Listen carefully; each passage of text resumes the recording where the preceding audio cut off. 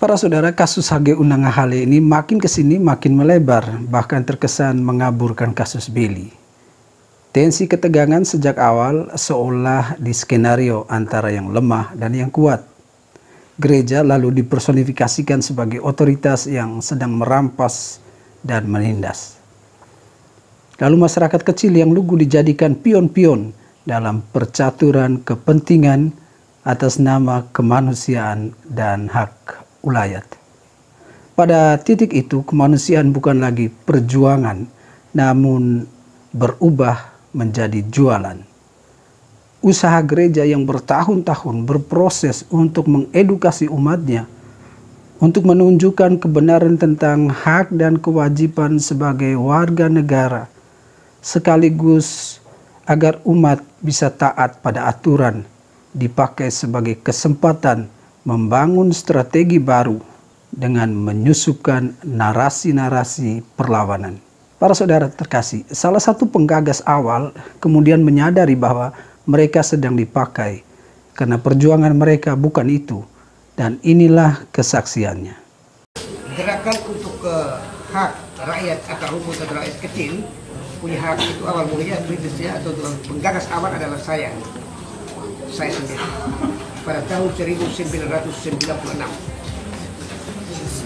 Nah, pada waktu itu kami mendapati ada 5 agenda musyawarah saya lakukan di Bayoti, rumahnya Yohanes Nong Silvester. Dan hadir waktu itu ada kami 3 orang, satu namanya Yohanes Nong Silvester, yang kedua nama Jai Yohanes, yang ketiga adalah saya. 5 agendanya adalah: 1, tanah air ngangang harus dihilangkan, ucapan di Kabupaten Cikan, tanah air ngangang harus dihilangkan. Yang kedua, tanah hak ulayat baik yang ada di hutan tutupan Egot Ilimedo maupun Lukol Beloro itu harus dapat dikembalikan kepada masyarakat yang ada di situ, tetapi dilihat daripada posisi kedudukan tanah itu seperti apa. Nah, oleh karena itu di hutan tutupan menjadi aman karena kami dengan kehutanan musyawarah pada waktu tahun 1997 sampai 1998 diakui kami garap di sebelah atas daripada Kampung Likong Gede, sekarang menjadi Desa Likong Gede. Kemudian yang di Nahale itu tujuan gerakan kami adalah untuk menggenjot hati pemerintah dan gereja agar pemerintah dapat memperhatikan rakyatnya punya kesusahan itu dan gereja memperhatikan umatnya.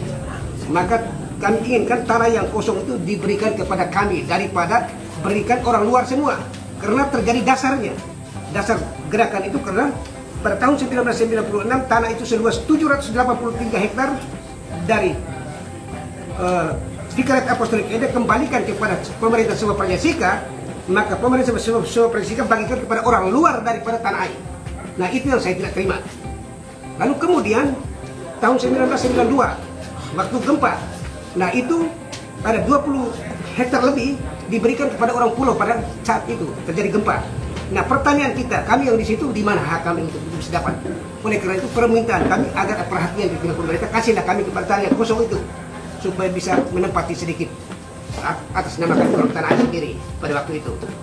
Berjalan terus sampai dengan tahun 2014 saya berangkat pergi merantau di Kalimantan. Di sini dia roba seluruhnya, harus ambil seluruhnya tanah itu. Nah, ini bertentangan dengan saya punya perjuangan. Artinya masyarakat ini menjadi bodoh dan sampai menjadi susah pada saat ini dan kacau masih besar dengan gereja dan pemerintah. Itu hanya karena pengaruh dan pendidiknya salah. Pelanggaran hak bisa terjadi kalau menurut saya. Karena masyarakat tidak tahu buat apa-apa.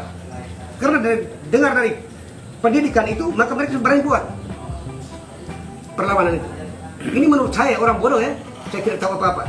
Saya lemparkan pada kita untuk menganalisa persoalan ini. Tua dulu itu tidak terlalu, tapi sejarah selalu ada. Hanya saya bantah. Kan saya hanya mau ambil yang kosong, tapi maunya keliling banyak, harus kita ambil semua. Itu saya tidak pakai. Kenapa? Kita punya nenek moyang itu betul ada di sana, tetapi tidak pernah kita melakukan perlawanan sejak tahun 1912. Kemudian beranjak dari tahun 1926. Tidak ada perlawanan juga. Waktu itu perusahaan Belanda menjualkan tanah itu, bukan memberikan atau mengalihkan kekuasaannya kepada Vikariat Apostolik Ende. Waktu itu kan dalam peluang bagi kita untuk memprotes tentang itu supaya tanah itu jatuh pada kita. Tidak ada satu orang pun bertentangan dengan pihak pemerintah pada waktu itu. Kemudian pada saat kita merdeka. Tanah tadi status tanah jajahan. Pada kita merdeka, tanah itu sudah beralih statusnya menjadi tanah negara. Satu orang pun tidak pernah mempertahankan hak itu. Mana siapa mau bodoh untuk mempertahankan itu? Tidak bisa lagi. Kemudian beranjak terus pada tahun 1998. Dari 783 hektar sudah dikembalikan kepada Vikariyat Apostolik Ende, kembalikan kepada pemerintah San Francisco, membagikan tanah pada orang lain. Waktu itu orang tanah satu orang pun tidak pernah protes. Artinya tanah itu tanah negara, bukan tanah hak rakyat. Jelas kan? Sikap gereja dalam hal ini PT Krisrama sudah melakukan pembersihan di lokasi itu dan kemudian meminta masyarakat untuk yang menempati area itu mereka harus segera keluar dari situ. Bagaimana tanggapan? Kalau tanggapan saya, gerakan ini bukan untuk merusakan mereka, tapi memperingati bahwa itu adalah milik orang. Maka mereka harus berdiri. Karena apa? Perlakuan pembersihan ini terjadi setelah ada pemberitahuan terlebih dahulu, memberikan edukasi lebih dahulu, dan termasuk saya ini sendiri omong dari kampung ke kampung, dari kelompok ke kelompok, malah saya hampir dibunuh. Sekarang sementara mereka ancam harus saya adalah pihak yang bisa untuk memunculkan satu cerita dari awal sampai akhir itu harus hilang untuk sementara ini terjadi saja seperti itu. Lalu kemudian apabila saya omong ini ada kurang dan lebihnya bagi yang merasa dirinya tidak pas, silakan saja berhadapan dengan saya, dan kami sudah lakukan sumpah di tempat adat di tanah air. Seperti kita mau lihat siapa dia atau saya. Dengan kesaksian salah satu penggagas awal ini, masihkah kita percaya bahwa perjuangan ini murni perjuangan masyarakat adat atau perjuangan dari orang-orang kecil yang tidak punya tanah? Mereka adalah orang-orang yang dimobilisasi untuk masuk ke tempat itu.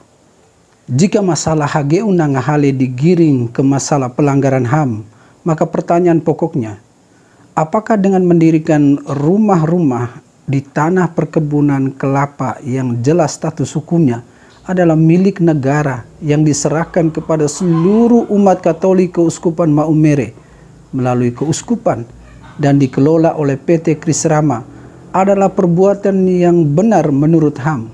Kami sudah memberi waktu ini, toleransi ini sudah 1,5 tahun. Jadi dalam waktu 1,5 tahun itu kami membuatkan semacam pendekatan, sosialisasi, himbauan dari rumah ke rumah, meminta mereka membongkar sendiri. Syukur dan puji Tuhan, ada sebagian banyak yang sudah membongkar itu rumahnya sendiri, dan itu bisa terbukti. Bahkan mereka sama-sama dan kami berinisiatif untuk menyadarkan teman-teman yang lain, masyarakat yang lain yang belum sadar untuk membongkar sendiri. Dan itu terlihat tadi dalam kegiatan kami hari ini, betul 99% itu berjalan dengan baik dan juga tanpa ada benturan berarti. Memang ada provokasi-provokasi dari luar, tapi kami sadar untuk kami membersihkan lokasi sehingga kami betul tidak menanggapi itu semua. Dan puji Tuhan, semua karyawan ini betul berjalan sesuai dengan arahan kita. Fokus pada pembersihan. Walaupun ada 1-2 lemparan, ada cacian, tapi tidak ditanggapi. Itu semua. Jadi, ya. Di manakah pembela HAM saat Pater Yosef Kusi mau dibunuh dan karyawan PT diancam hanya karena mereka mau mengambil haknya, hasil kebun yang menjadi hasil kerja di tanah itu? Harapan dari gereja secara khusus untuk Bapak Yohanes Bala yang selama ini mengklaim diri sebagai pendamping hukum masyarakat adat Nusantara, terutama Aliansi Masyarakat Adat Daerah Flores bagian timur, supaya memberikan edukasi hukum yang benar dan adil. Nah, kita lihat selama proses persidangan, warga kecil sederhana yang juga dikonstruksikan oleh John Bala sebagai warga kaum marginal, betapa harapan besar dari mereka terhadap Pak John Bala. Ternyata harapan mereka itu pada akhirnya mengecewakan. Andai kata Pak John Bala sejak awal memberikan edukasi hukum yang baik dan benar, tentu warga tidak akan kecewa. Itu kedua. Yang ketiga, sebagai orang yang tinggal bersama dengan warga di Nangahale, tahu persis bagaimana kekecewaan mereka terhadap Pak John Bala sebagai pendamping hukum, bahwa pada saat putusan pra-peradilan terjadi malahan Pak John Bala meninggalkan mereka. Ya, seperti anak ayam yang kehilangan induk, mereka harus mencari kepada siapa mereka berlindung. Nah, ini sesuatu hal yang sebenarnya menurut saya itu secara etis itu betul-betul menunjukkan tidak gentlemannya Pak John Bala dalam kaitan mendampingi secara hukum. Mentelantarkan klien dan mereka harus pulang dengan kecewa. Dan yang paling terakhir dengan adanya putusan pra-peradilan ini, tentu pihak PT Kisrama itu tidak akan ragu lagi untuk bertindak karena dengan adanya putusan ini semakin terang benderang. Dengan demikian sekali lagi saya mau tegaskan gereja tidak pernah berperkara dengan umatnya sendiri, tetapi melalui pra-peradilan yang dimohonkan oleh saudara Pak John Bala sebagai kuasa hukum semakin membuka pintu untuk menjelaskan bahwa mana yang dikatakan, mana yang diinginkan oleh warga itu telah menjadi terang benderang. Dan harapan kita semoga warga dan umat, warga negara yang baik dan juga umat Katolik, ya kita tentu menjalankan itu dengan baik. Sekali lagi gereja tidak berperkara dengan umat. Terima kasih. Apakah karena PT Krisrama bernaung di bawah keuskupan, lalu dibaca sebagai gereja, lalu gereja dipaksa untuk melakukan cinta kasih dengan membiarkan umatnya melanggar dan melawan aturan negara? Ayolah para saudara, berpikirlah logis, buanglah semua standar ganda yang kalian pakai. Siapakah Bapa di dunia ini yang melihat anaknya merampas kepunyaan orang lalu membela mati-matian atas nama cinta kasih pada anaknya? Ada cerita, ini sebuah cerita. Ada seorang bapak yang punya banyak anak, dipinjamkan tanah untuk usaha.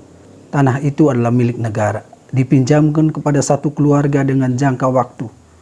Bapak itu kemudian membangun kebun. Lalu salah satu anaknya tanpa izin pada bapaknya membangun rumah di perkebunan itu. Sementara pajak dibayar oleh uang yang dikumpulkan dari semua anak itu. Anak ini dibujuk bertahun-tahun untuk dipindahkan ke tempat lain. Dan negara sudah setuju dengan ide itu. Dalam pertemuan semua setuju. Karena di situ sudah ada usaha yang telah dibangun bersama. Namun karena diprovokasi oleh orang lain, anak ini besar kepala dan menolak kesepakatan itu. Kalau sebelumnya yang dibangun pondok, malah sekarang dibangun rumah permanen. Teman-temannya meyakinkan bahwa bapamu itu adalah orang yang penuh belas kasih. Ia tidak akan mengusirmu. Dia akan malu jika melakukan itu. Karena semua orang akan mempertanyakan kualitas kebaikannya selama ini. Namun anak itu menjadi kecewa ketika bapaknya mengambil tindakan dengan membersihkan kebun itu. Lalu di manakah teman-temannya? Mereka sekarang lagi sibuk membangun narasi tentang seorang bapak yang kejam karena tega pada anak-anaknya. Berita terakhir, anak-anak dari bapak ini ada yang tiba-tiba jadi Yudas. Lalu saat bapaknya diberitahu bahwa ada yang jadi Yudas, bapak itu hanya diam lalu lanjut bekerja. Semoga cerita ini menyadarkan kita agar kita tidak tergiring terlalu jauh untuk menafsir persoalan di tanah HGU Nanggahale. Jika gereja membiarkan, gereja bersalah pada dirinya sendiri karena tidak bisa untuk menolong umatnya untuk menghargai dan menghormati aturan di negara ini. Semoga ini berguna. Tuhan memberkati.